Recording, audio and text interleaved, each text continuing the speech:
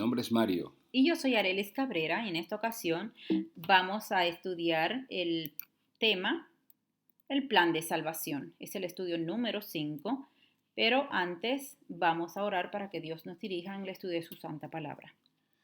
Amante Dios, en este momento te agradecemos por la oportunidad de hablar contigo. Te rogamos que seas tú el que nos dirige y que por tu gracia sintamos tu poder. En el dulce nombre de Jesús. Amén. Amén. Muy bien. La entrada del pecado a la tierra no tomó por sorpresa a Dios. Él preparó un plan de rescate o salvación ante la eventualidad de que Adán y Eva pecaran. Este plan consistía en la encarnación y muerte de una de las tres divinas personas, Jesucristo. Qué importante anuncio hizo Dios en el mismo huerto del Edén. Vamos a Génesis capítulo 3, versículo 15. Dice, enemistad pondré entre ti y la mujer, y entre tu simiente y la simiente suya.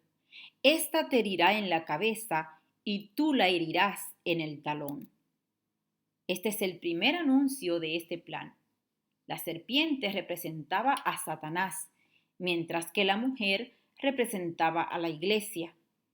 De la descendencia de aquella mujer literal llamada Eva, como de la mujer figurada llamada iglesia, vendría Jesucristo para asestar un golpe de muerte a la serpiente, o Satanás.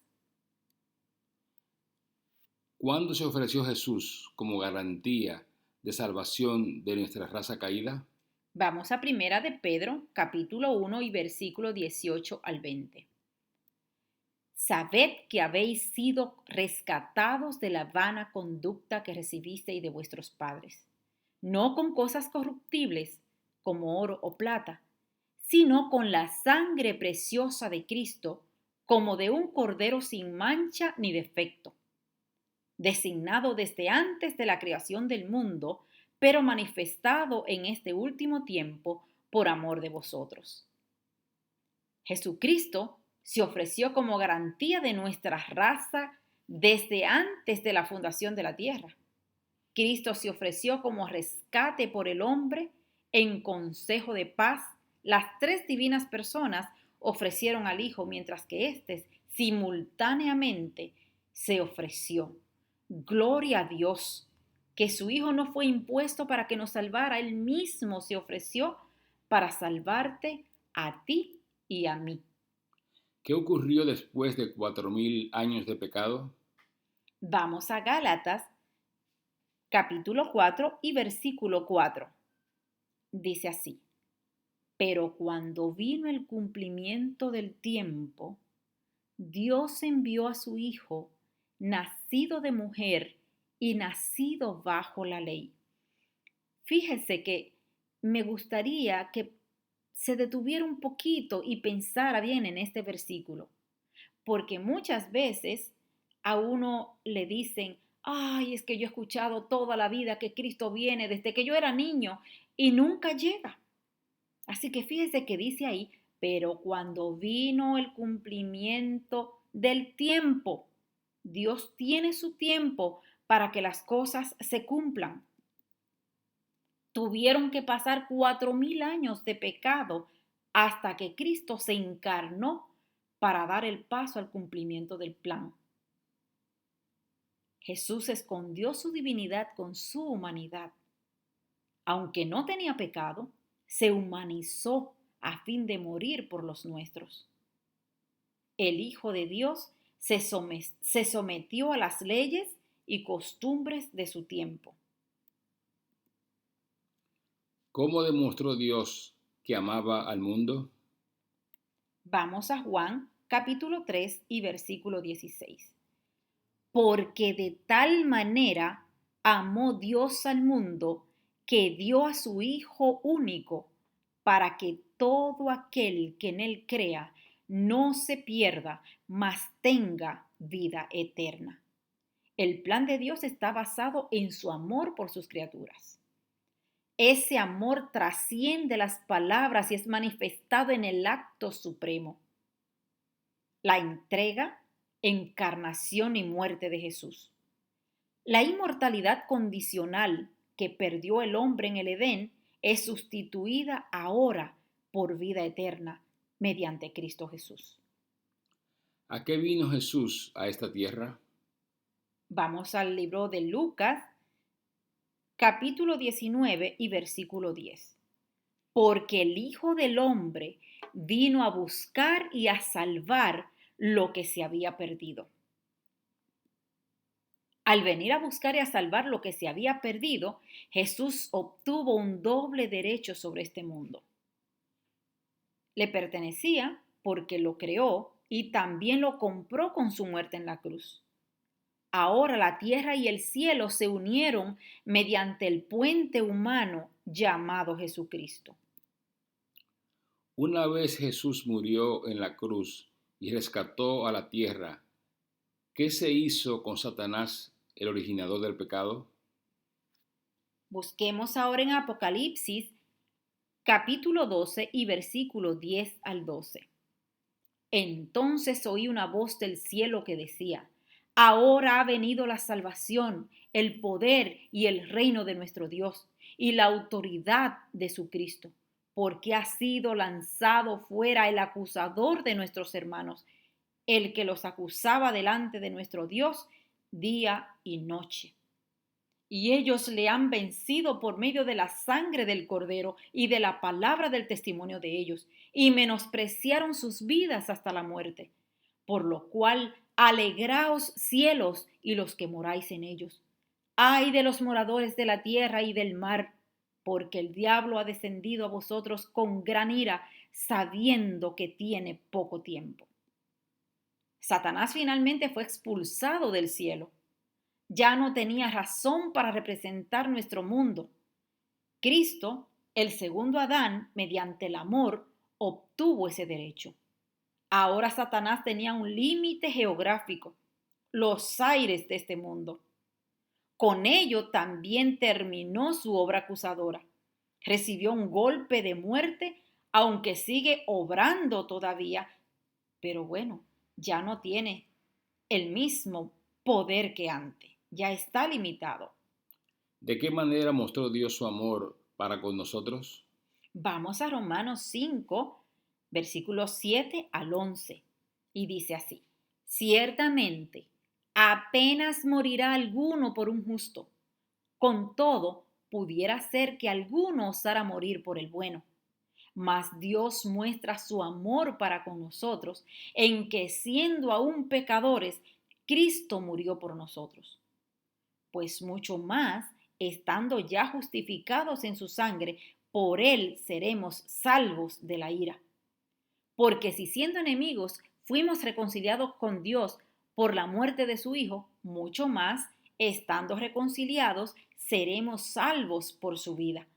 Y no solo esto, sino también nos gloriamos en Dios por el Señor nuestro Jesucristo, por quien hemos recibido ahora la reconciliación. Según el apóstol Pablo, la muerte de Cristo fue sustitutiva, es decir, en lugar o en sustitución de los que debían morir. La muerte de Cristo fue justificadora. Hace que el hombre sea justo, sea visto justo por Dios en virtud de los méritos del que lo sustituyó. Y la muerte de Cristo es reconciliadora, porque estableció la relación entre el Dios perfecto y el hombre pecador. ¿Cuál es la dádiva o salario de Dios para el hombre? Busquemos en Romanos capítulo 6, versículo 22 al 23. Pero ahora que habéis sido libertados del pecado y hechos siervos de Dios, tenéis por vuestro fruto la santificación como fin la vida eterna. Porque la paga del pecado es la muerte, mas la dádiva de Dios es vida eterna en Cristo Jesús, Señor nuestro. Gloria a Dios. por esa promesa tan maravillosa. El hombre adquiere la libertad para poder servir a Dios. Con ello viene la santificación, es decir, la capacidad de Dios para llegar a ser santo y con ello la vida eterna. La palabra dádiva o salario viene de sal, que es un mineral que da gusto. En la antigüedad se pagaba a los obreros con porciones de sal. De aquí también viene la palabra salvación. ¿Qué está dispuesto a hacer Cristo con nuestros pecados si lo aceptamos como Salvador? Vayamos a Isaías capítulo 1 y versículo 18. Dice el Señor: venid luego, dice Jehová, y estemos a cuenta. Si vuestros pecados fueron como la grana, como la nieve serán emblanquecidos. Si fueren rojos como el carmesí, vendrán a ser como blanca lana. ¡Qué maravillosa promesa! ¡Qué vivificadora promesa! Que no importa cuál sea mi pecado o cuáles sean mis pecados, ni cuáles sean tus pecados. La sangre de Cristo es suficiente para limpiar tus pecados y perdonarlos. La obra redentora de Cristo incluye no solo lo ya mencionado, sino también el perdón de nuestra vida pasada. La grana y el carmesí simbolizan la abundancia e intensidad de nuestro mal. El blanco de la nieve y la lana nos sugiere la limpieza y purificación de nuestro mal mediante Cristo. Bastará con solo nuestro sincero arrepentimiento o privada confesión y Cristo nos perdonará. Qué maravilla, qué maravillosa esperanza la que tenemos de que Cristo nos limpia de todo pecado. Mi amigo, amiga, no importa cuál sea tu pecado. Ven a Cristo, confiesa tus pecados, porque Él promete que te perdonará y te salvará. ¿Quién está llamando continuamente a la puerta de nuestro corazón a fin de salvarnos? Vamos a Apocalipsis, capítulo 3 y versículo 20. Y el Señor dice aquí: he aquí yo estoy a la puerta y llamo. Si alguno oye mi voz y abre la puerta, entraré a él y cenaré con él y él conmigo. ¿No quisieras tú cenar con el Señor en este día de hoy?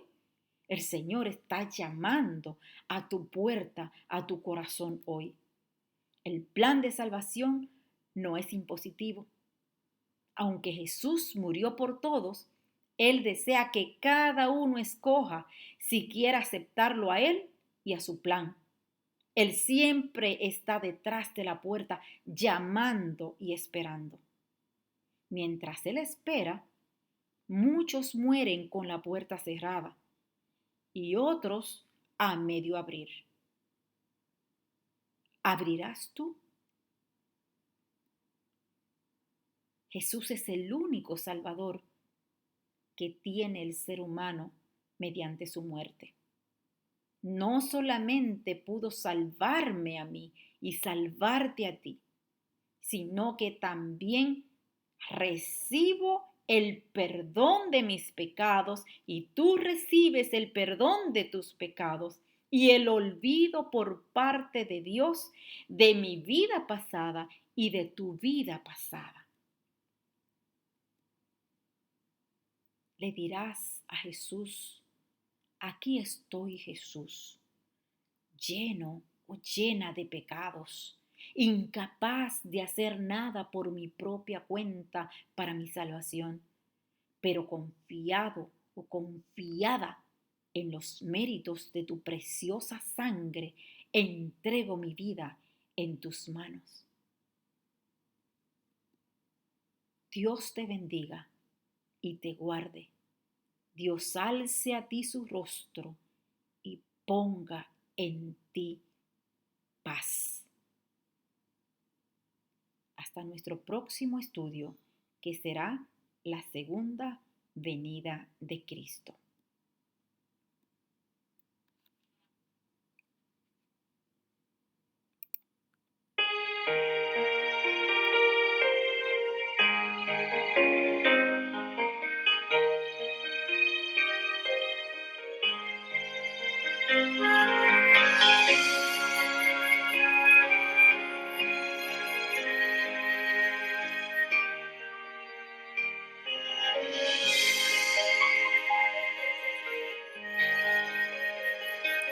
El trono celestial al mundo descendí, sed y hambre padecí, cual mísero mortal, y todo fue por ti, que has hecho tú por mí. Y todo fue por ti, que has hecho tú por mí. Por darte la salud, en cruenta cruz morí, tu sustituto fui en dura esclavitud, y todo fue por ti, que has hecho tú por mí. Y todo fue por ti, que has hecho tú por mí. Del Padre Celestial, completa bendición, eterna salvación, delicia perenal, te doy de gracia a ti, y huyes tú de mí. Te doy de gracia a ti, y huyes tú de mí.